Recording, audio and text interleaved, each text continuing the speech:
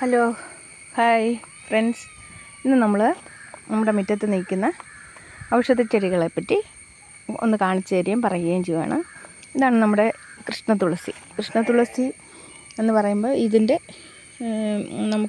ഔഷധ ഗുണങ്ങളെപ്പറ്റി നമുക്ക് നന്നായിട്ട് എല്ലാവർക്കും അറിയാം. അപ്പോൾ ഇതിൻ്റെ ഈ പൂക്കൾ നമ്മൾ ഇങ്ങനെ മാറ്റിക്കളയണം. അപ്പോഴാണ് ഇത് നല്ല ബുഷിയായിട്ട് നല്ല ഉണങ്ങിപ്പോകാതെ ഒരുപാട് നാൾ നമുക്ക് ഈ കൃഷ്ണതുളസി നമ്മുടെ വീട്ടിൽ നിൽക്കും. അത് ഫ്രണ്ടിലൊക്കെ വെക്കുവാണെങ്കിൽ നല്ല പോസിറ്റീവ് എനർജി ആണെന്ന് അറിയാമല്ലോ. അപ്പോൾ ഇതാണ് കൃഷ്ണതുളസി. ഇങ്ങനെ അതിൻ്റെ പൂന്നുള്ളി മാറ്റണം. അപ്പോൾ പുതിയ തളിപ്പുകളുണ്ടായി ഇങ്ങനെ എപ്പോഴും തളിർത്ത് നിൽക്കും.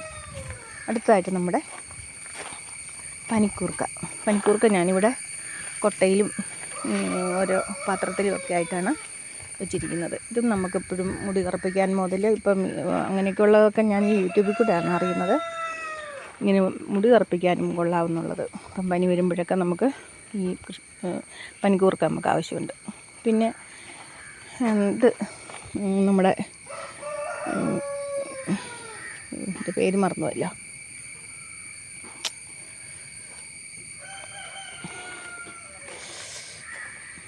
ഇതാണ് നമ്മുടെ ഇഞ്ചി. ഇത് ഞാനിങ്ങനെ ബക്കറ്റിലും പെയിൻറ്റ് വാട്ടയിലും ഒക്കെ ആയിട്ട് നടാറുണ്ട്. പിന്നെ ഇത് നമ്മുടെ പച്ചമുളകൊക്കെയാണ്. അത് പിന്നെ ഔഷധച്ചെടിയായിട്ട് പറയാനില്ല. ഇനി ഇതായിട്ടൊരു ചെടി ഞാൻ നട്ട് നോക്കിയതാണ്. ശരിയാവുമെന്നൊന്നും അറിയത്തില്ല. ഇതിൻ്റെ പേര് റോസ്മേരി.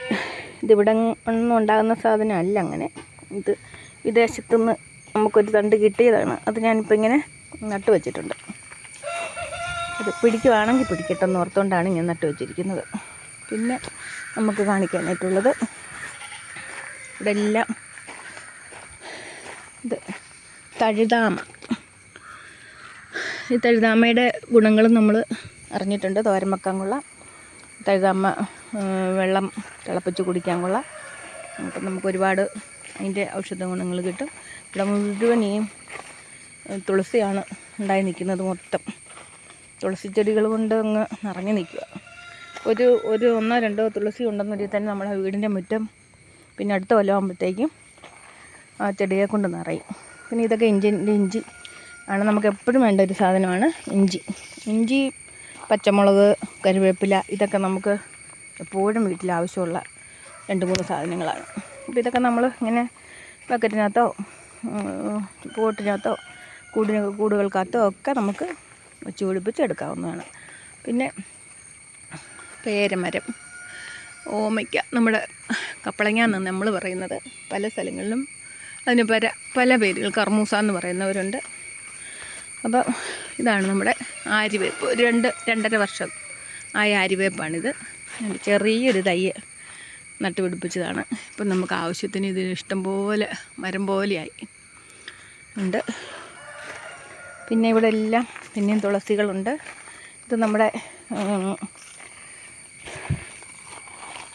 ആപച്ചെടി, ഭിത്തി കല്യാണി എന്നും പറയും.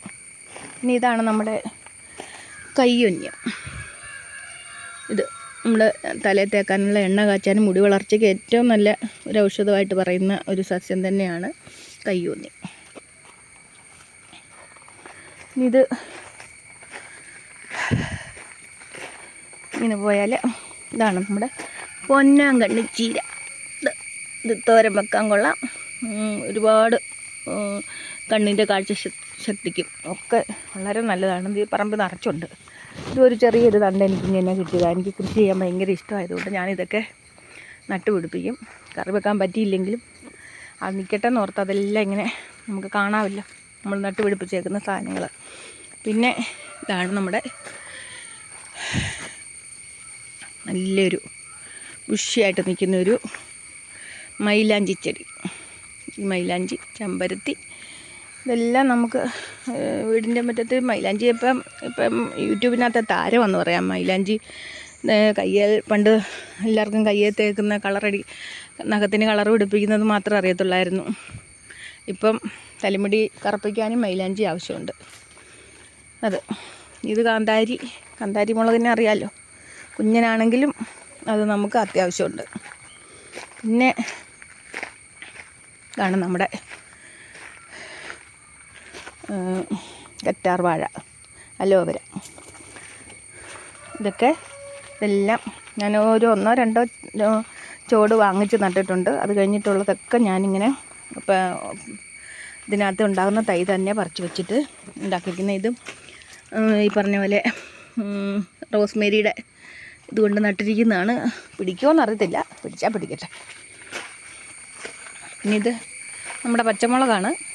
ഇത് ഇച്ചിരി ഒരു വല്ല കുരുടിപ്പ് വന്നിട്ടുണ്ട്. അതിനിപ്പോൾ ഇച്ചിരി കഞ്ഞിവെള്ളവും ചാരവും മഞ്ഞൾപ്പൊടിയും കൂടെ കലക്കി സ്പ്രേ ചെയ്ത് കഴിയുമ്പോൾ അതങ്ങ് മാറിക്കോളും. പിന്നെ ഇവിടെ കറിവേപ്പിൻ്റെ ഒരു ശേഖരം തന്നെ. ഇതേ മുറ്റത്തൂടെ മുഴുവൻ കറിവേപ്പാണ് ഉണ്ടായിരിക്കുന്നത്. ഈ സൈഡ് മുഴുവനും കറിവേപ്പാണ്. വലിയൊരു കറിവേപ്പ് മരം പോലെ ആയിട്ടുണ്ട്.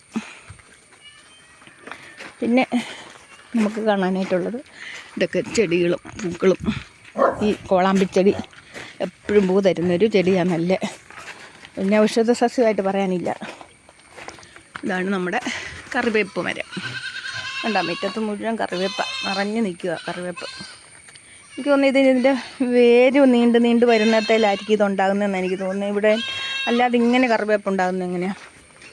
ഈ വേരയിലെല്ലാം ഇങ്ങനെ നീണ്ട് പോകുന്ന വഴിക്കെല്ലാം കറിവേപ്പും തൈ ഇങ്ങനെ ഉണ്ടായിക്കൊണ്ടേ ഇരിക്കുന്നു.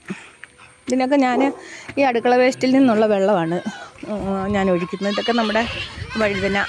ഇതാണ് നമ്മുടെ ആടലോടകം. ഇതൊക്കെ നമുക്ക് എപ്പോഴും വീട്ടിൽ, ഒരു വീടായാൽ ആടലോടകമൊക്കെ നമുക്ക് ആവശ്യമുണ്ട്. കാരണം എന്ന് വെച്ചാൽ ഒരു ചുമ വന്നു കഴിഞ്ഞാൽ, ഞാൻ ചുമയുടെ കഴിഞ്ഞ ദിവസം ഒരു മരുന്നിട്ടായിരുന്നു. ഒരു ചോടെങ്കിലും നമ്മുടെ വീട്ടുമുറ്റത്ത് അത് വെച്ച് പിടിപ്പിക്കുന്നത് നല്ലതാണ്. ഇതെൻ്റെ പൂച്ച എൻ്റെ കൂടെ നടപ്പുണ്ട്. ഇവിടെ ഒരു പൂച്ച കയറി വന്ന് പ്രസവിച്ചുണ്ടായിരിക്കുന്നതാണ്. അപ്പം ഇന്നത്തെ വീഡിയോ ഒക്കെ ഇതാണ്. എൻ്റെ ഒരു ആട്ടിൻകുട്ടി എൻ്റെ പുറകെ നടപ്പുണ്ട്. അപ്പോൾ എൻ്റെ കൊച്ച് എൻ്റെ കൂടെ ഉണ്ട്. എൻ്റെ ക്യാമറമാൻ ഇവനാണ് കേട്ടോ. അപ്പോൾ അവനെ ഫോട്ടോ എടുക്കാനായിട്ട് എൻ്റെ കൂടെ ഉണ്ട്, വീഡിയോ പിടിക്കാനായിട്ട് എൻ്റെ കൂടെ ഉണ്ട്. സ്കൂൾ വിട്ട് വന്ന് കാപ്പിയൊക്കെ കുടിച്ചിട്ടൊരു വീഡിയോ എടുക്കാനായിട്ട് വന്നിരിക്കുവാണ്. അപ്പോൾ അവൻ്റെ താല്പര്യമാണിത്, ഈ യൂട്യൂബ് എന്നുള്ളത്.